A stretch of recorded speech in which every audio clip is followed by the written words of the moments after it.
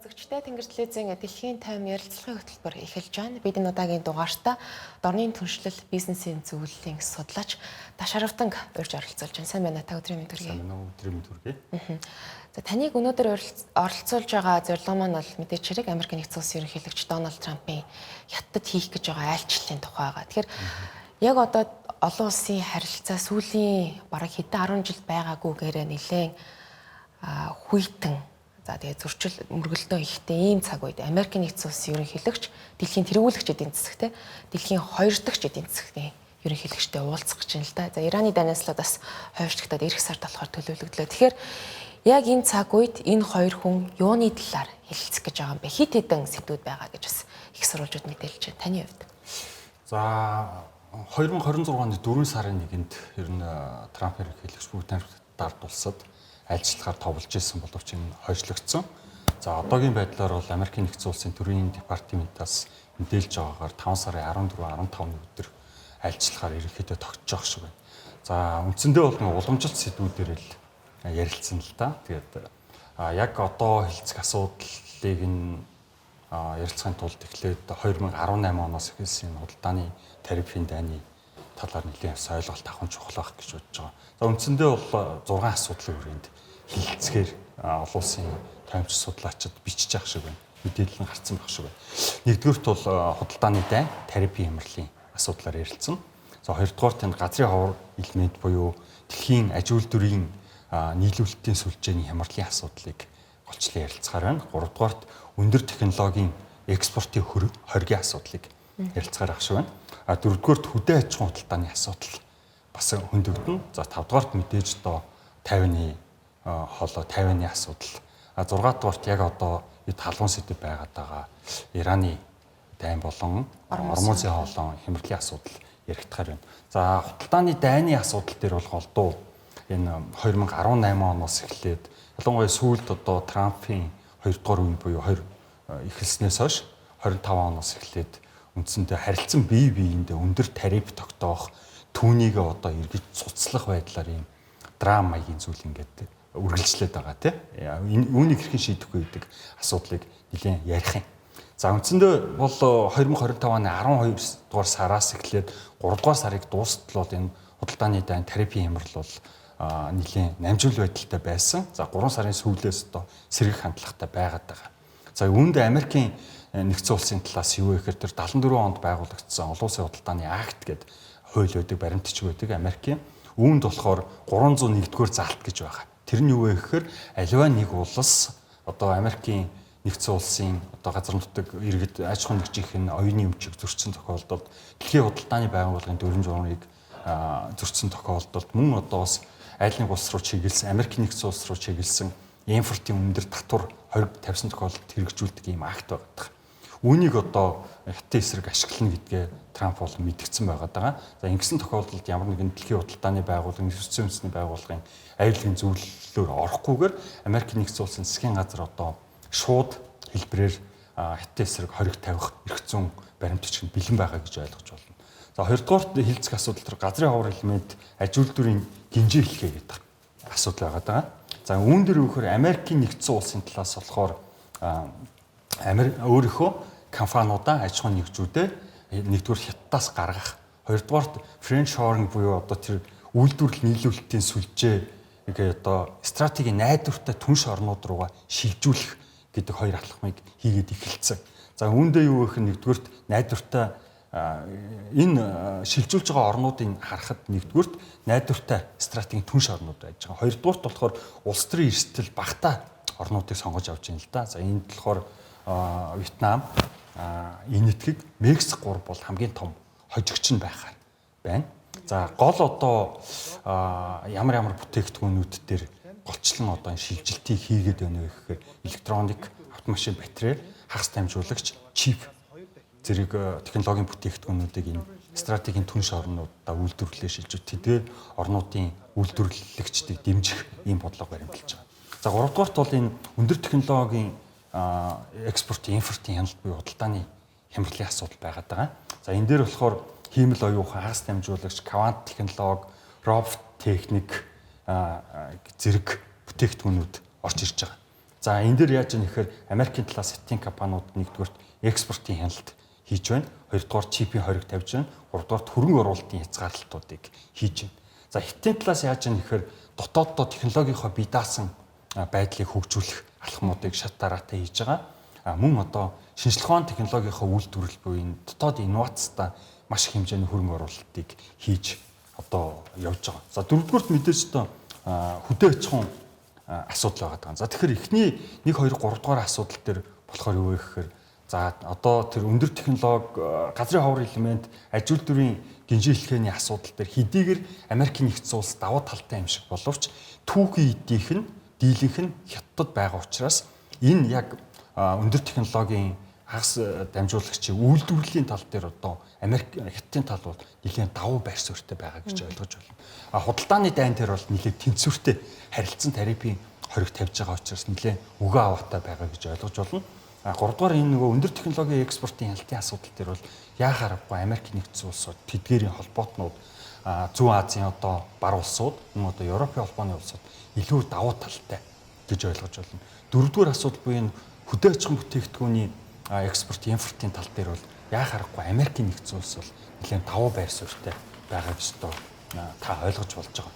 За энэ дээр юу вэ гэхээр Америкийн нэгдсэн улс яагаад давуу талтай байна вэ гэхээр шар буурцаг гэж одоо гол хүнсний бүтээгдэхүүн дэлхийн уургийн хамгийн чухал бүтээгдэхүүн бол шар буурцаг байж байгаа.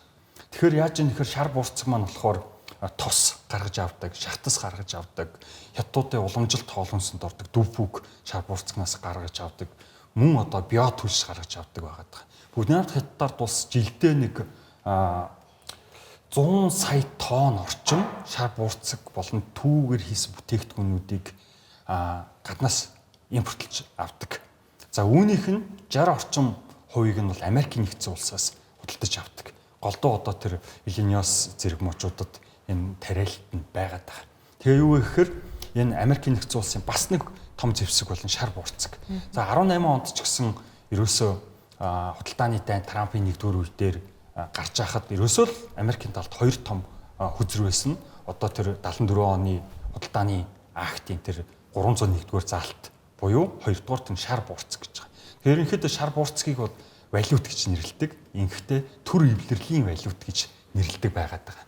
Тэгэхээр хөдөө аж ахуйн экспорт импортын худалдааны тал дээр бол Америкийн нэгдсэн улс нэлийн давуу байдалтай байна гэж ойлгож байна. За уламжилт ёсоор бол тайваны асуудал бол байнгын одоо энэ олон улсын ялангуяа Америк, Хятад, Япон зэрэг улсуудын одоо гол геополитикийн хүзэр болсоор ирсэн.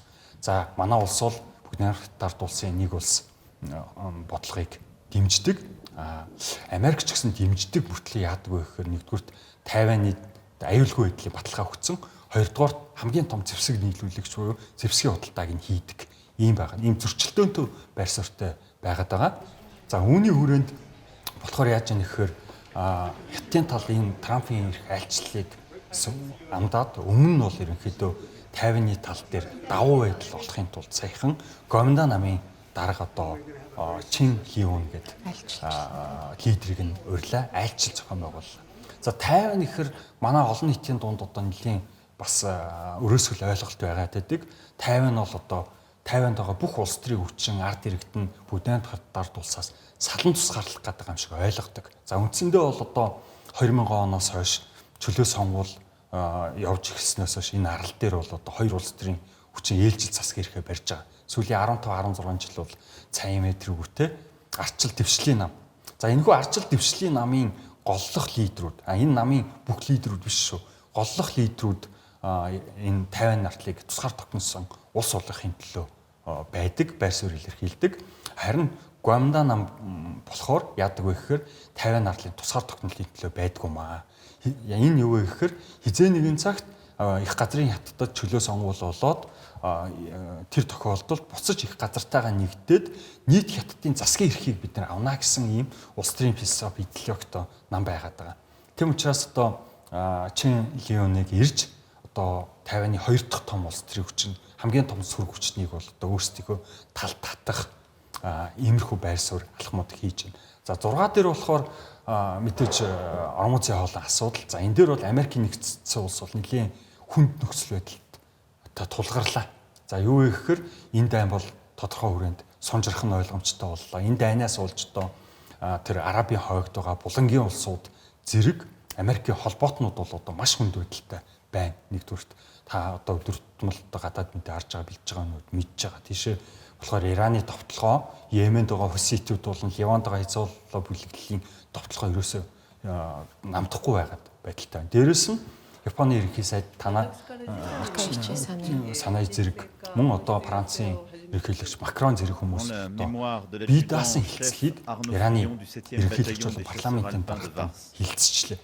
Бид нар бас Ираны нөхцөлөдлийг ойлгох хэрэгтэй. 90 сая хүнтэй маш том улс. Дээрээс нь одоо Батлан хамгааллын хамт аль биесийн цэрэг армиас гадна яг одоо дээд удирдагч буюу айтиолоод захирагддаг, шууд удирддаг ийм хувьсгал гавард гэж байгаа. Хувьсгал гавард нь хүртэл одоо хээрийн хамгааллагч нартай тусдаа гавардууд. Тусдаа гавардууд нь өөрсдөө явган цэрэг болон далай, агаар, пуужин цэргийн ангиудтай байгаа. Тэгэхээр бас энэ Ираны нөхцөл байдал дээр юу яаж яах гэхээр парламентын дарга нь бол одоо Ливанд Израилийн тал өгж байгаа цохилтоо болохгүй бол бид нар одоо энэ Трамптай хийж байгаа Америк нэгдсэн улстай их төр эвлэрлээ зогсооно гэдэг нөхцөл байдал мэдгэлийг өчигдөр хийчлээ. Тэгэхээр яг өнөөдөр Ираны хэн удирдаад байна вэ гэдэг маань бас их тодорхойгүй байна. Ерөнхийлөгч удирдаад байна уу? Яг шинээр тохон томилогдсон сонгогдсон айтолоо одоо яг бүр ирэхээ хэрэгжүүлж чадж гинөө? Тэр хүндний эрүүл мэндийн нөхцөл байдал ямар байна? Хаана байна гэдэг нь бүгдээрээ тодорхойгүй байгаа. Мөн парламентын дарга гадаад иргэн сайд нь ерөнхийлөгчөөс үл хамаарсан мэдгдлүүд хийгээд байдаг. Тэгээд хувьсгал гавардын одоо салбар нэгжийн удирдлагууд нь бол одоо бие даасан цохилтуудыг булангийн орнууд руу, Израиль руу эргүүлээд Ормозын хоолойд явж байгаа сонгогдсууд руу бие даасан цохилтуудыг өгөөд байгаа. Тэгэхээр яаж юм нэхэр хятадын талаас бол одоо Тайваны асуудлыг ялангуяа Гоминдан намтай хамсаад их газрын хятадыг буюу бүгд найрамдах хятад улсыг дэмждэг олон нийтийн масс одоо ойлголтыг сайжруулахын төлөө идэвхтэй ажиллаж байна. За Трамп ерөнхийлөгчийн зүгээс болохоор түр жигсэн эвлэрлийг Ирантай хийгээд энэ уулзалтыг айлчлалыг хийх сонирхолтой байгаад байна. Тэгэхээр ерөөсөө энэ 6 асуудал дээр болохоор харилцан одоо өөрөөсөө хөдрийг гаргаж дэлгэж одоо бүх талаар л оролдож үзэж байна да.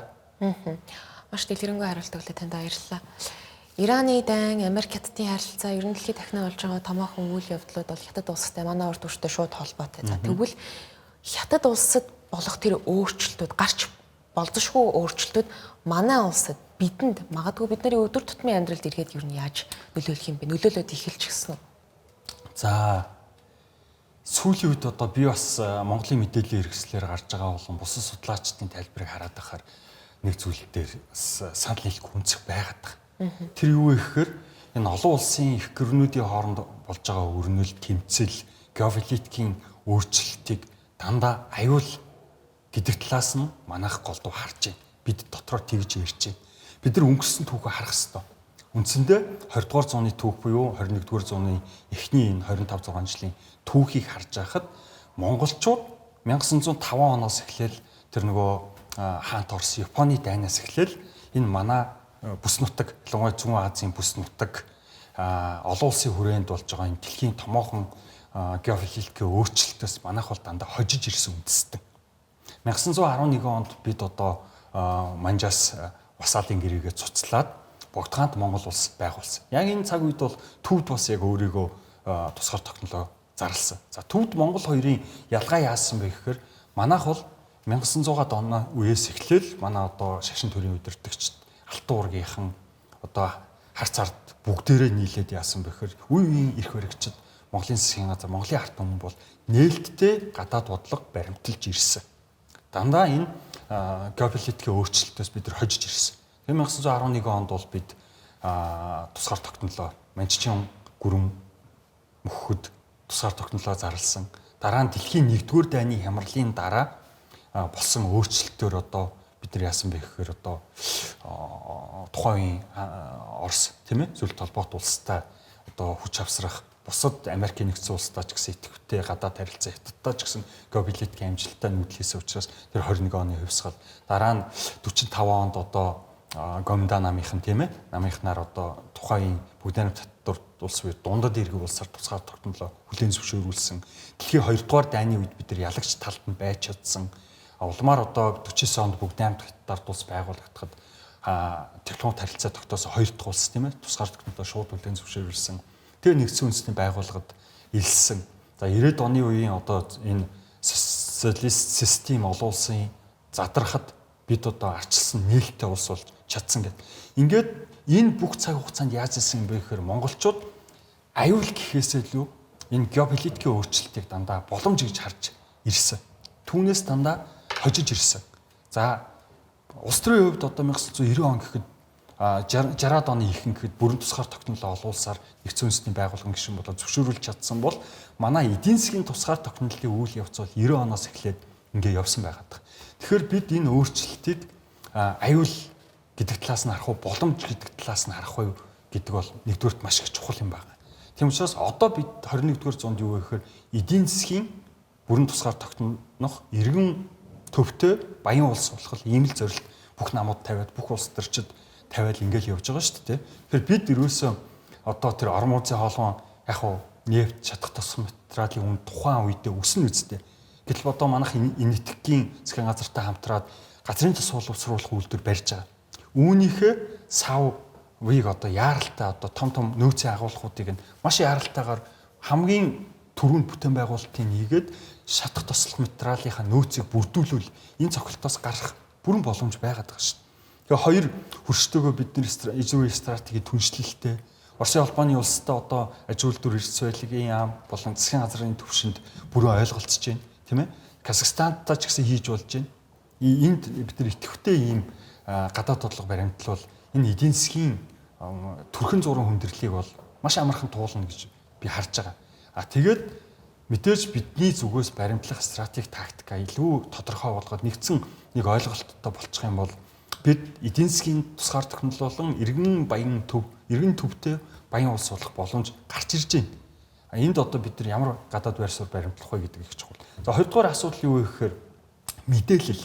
За мэдээллийг бол одоо манай багш нар надад хэлж ойлгуулах одоо зааснаар бол одоо 5 төвчний мэдээлэлүүд юм аа. За доороос нь нэрмэтлүүд нэгдүгürt нь цууг. За хоёрдугаарт энэ засгийн газрууд болон үндэстэнд амьдсан корпорациудын зохион байгуулалтаагаар түгээж байгаа PR-ын шин чанартай. За харуугаар хэлбэл тарих угаалтын шин чанартай мэдээллүүд. За гуравдугаар тайлан. Дөрөвдүгээрт бодлогын зөвлөмж хэлбэрийн түвшний мэдээллүүд. Тавдугаарт шийдвэр гаргах түвшний мэдээллүүд гэдэг. Бид нар олон улсаас яаж өгнө гэхээр одоо энэ цахим янз бүрийн хаягуудаас одоо жишээлбэл 1-р сард миний утас нэг шүнжэнгөө ажилласан. Яасан гэсэн чинь тэр Бээжинд одоо Си Жинпинг наргын эсрэг буслага үүмэ гараад байгаа. Бээжинд дэлбэрэлт болоод байгаа мó гэд. Одоо шөнийн 2-3 цагт маш олон хүмүүс залгаж байгаа байхгүй. Гэтэл тэр бол энэтхэх төвтэй хуурамч хаягуудыг түгээдэг. Ялангуяа энэ Threads болон X, Facebook зэрэг сүлжээнүүдээр иймэрхүү фейк мэдээлэлүүд, хуурамч мэдээлэлүүд маш их явдаг. Гэтэл тэр мэдээллээс илүү бидэрт эдийн засгийн бодит судалгаа тоо баримт мэдээллүүд хэрэгтэй болохоос тийм ховж ивэн шин чанартай төдийлөн ач холбогдолгүй мэдээлэл хэрэггүй. За хоёрдугаарт бид хаанаас их сурвалж авч яах гэхээр хятадын талаарх мэдээллүүдийг Хонконг төвтэй юм уу, Сингапур төвтэй, энэтхэх төвтэй голдуу англи хэл дээр байгаа. Тэгээ барууны хэвлэлүүдээс авч байгаа. За эдгээр хэвлэл мэдээллийн хэрэгслүүд тодорхой хэмжээний одоо бүтэцтэй боловч хэн санхүүжүүлж байгаа вэ гэдгийг бид ойлгох ёстой. Бид Монгол хүний үүднээс, Монголын засгийн газрын ажилтнуудын үүднээс, Монгол судлаачийн үүднээс мэдээлэлд анхдаг чиг сурвалжаас нь авсан мэдээллийг боловсруулалт хийж анализ хийх хэрэгтэй болохоос тодорхой түвшинд PR-ын шин чанартай мэдээлэлд автаад байх шаардлага байхгүй. За яг хөө тайлбар төлбөртэй мэдээллүүд байдаг тийм ээ. Янз бүрийн техник танкууд бол судалгааны хүрээлэнгүүдээс төлбөртэй мэдээллүүд авдаг. Харамсалтай нь манай одоо засаг болон хувийн хвшилтэд ажиллаж байгаа судлаачид тэр болгон төлбөрийн төлөөд сарын 2-3 мянган доллар төлөөд ийм мэдээлэлд авч чаддгүй.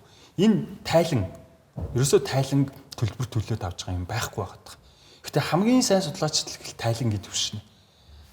Гэтэл бидэнд яг юу хэрэгтэй вэ гэхээр энэ хөрш орнуудын болон бусад томоохон улсуудын бидэртэй ижил зэндааны улсуудын тэр шийдвэр гаргах төвшний мэдээлэл нь ямар их сурвалжаар явж байна, хаанаас хэн боловсруулж байна, яаж түгээж байна, мөн одоо бодлогын зөвлөмжүүд нь яаж гарч ийн гэдэг нь хамгийн чухал байгаа. Тэгэхээр бид нар мэдээллийн хоёрдугаарт маш сайн ангилах хэрэгтэй. За гуравдугаарт юу чухал вэ гэдгээ яг энэ олон улсын нөхцөлөд лидертэй болж байгаа цаг үед бид ирэмтлэх хэрэгтэй. Олон улсын банкудаас, хөрш орнуудын банкудаас, өндөр хүүтэй, өндөр төлбөртэй ийм том бүтээн байгуулалт, дид бүтцийн тийм ээ бүтээн байгуулалтын зээл тусламжийг аваад барих нь чухал юм уу? Эсвэл энэ эдийн засгийг чөлөөлөх нь чухал юм уу? Хувийн хвшилтэд найдах нь чухал юм уу? Хүний нөөцөө бэлтгэх нь чухал юм уу? Гэдгийг бид нар эрэмблэх ёстой. Тийм учраас яг энэ хямралын цаг үед бол бусад улсууд яаж ийнэ гэхээр шинжлэх ухаандаа мөнгөө хийж байна. Хувийн хвшил болон тэр бизнесийн эрхчлөөг нээж өгч байна. Засгийн газар бодлогын түвшинд л ажиллаж байна. Тийм ч учраас одоо өнөөдөр ерөнхий сайд бол улсын хурлын дарга байхаасаа эхлээд эрхчлөөний 4 чөлөөлөл 4 зам чөлөөлөе гэдэг хөдөлгөөнийг эхлүүлээд санаачлалыг хэрэгжүүлээд ингээ явж байгаа. Тэгэхээр та мэдж байгаа нэгтгэс эхлээд одоо жишээлбэл засгийн газраас ямар ч байсан нийгмийн дотгол болон татврын өртөө гэдэг байдлаар дасаа халагдсан байгаа компаниудын дасыг 1 сарын хугацаанд нээлээ. Тэгээ энэ төрийн шалгалт нэрээр одоо ирдэг дарамтуудыг энэ 26 онд ямар ч гэсэн байхгүй болгоё гэдээ ингээд явж байна. Энэ дээр бид одоо тууштай хаана нэгдсэн байр суурьтай байх ёстой. За тэгээд дараагийн асуудал бол энэ уялдаа холбоо дотооддоо шүү. Уялдаа холбоо хамаарлын асуудал. За миний төгссөн сургуулийн багш нар бол юу гэж үздэг вэ гэхээр олон улсын бизнес зах зээл дээр ирнэ 6 тоглогч байна. Засгийн газар байна. Хоёрдугаарт үндэсний их сургуулиуд байна. Тэгээд үндэстэнд хамсан корпорациуд байна. Дөрөвдүгээрт компани аж ахуйн нэгжүүд байна. Тавдугаарт ийм антрепренерүүд байна. Тэгээд хамгийн сүүлд нь оюутнууд байна гэж үзэж байгаа. Энэ 6 одоо гол тоглогчийн уялдаа холбоо хамаарлыг яах вэ гэдэг чинь одоо бас математикийн тусгаалсан томьёото байгаад байгаа. За энэ дээр яг анализ хийгээ шинжилгээ хийгээд ингээд үзэл явдаг л доо. Тэгэхээр бид нэгдүгээр хэлсэн судлаачид бол бүгдийг аюул гэж харах шаардлага байхгүй. Хоёрдугаарт энэ мэдээллийн таван түвшинтэй бид нэр яаж ажиллах вэ? Тийм ээ? Ард түмэндээ ч гэсэн мэдээллийн аль болох тэр нөгөө цуу үг болон тэр PR-ын шинжирэлттэй мэдээллүүдээр бид нар нийгмээ хаос болгоод авах шаардлагагүй. Хамгийн багадаа тэр тайлангийн түвшний болж өгвөл тэр бус улсуудын бодлогын зөвлөмж хэлбэрийн мэдээллүүдийг бүр чаддаг бол тэр шийдвэр гаргах түвшний мэдээллүүдийг нь олж авч хоорондоо ярилцаж ажиллаа төлөвлөе. Тэгээд эренблий юу чухал вэ гэдэг эренблий хувийн хвшилтэд итгэе, найдаа, чөлөөлөе.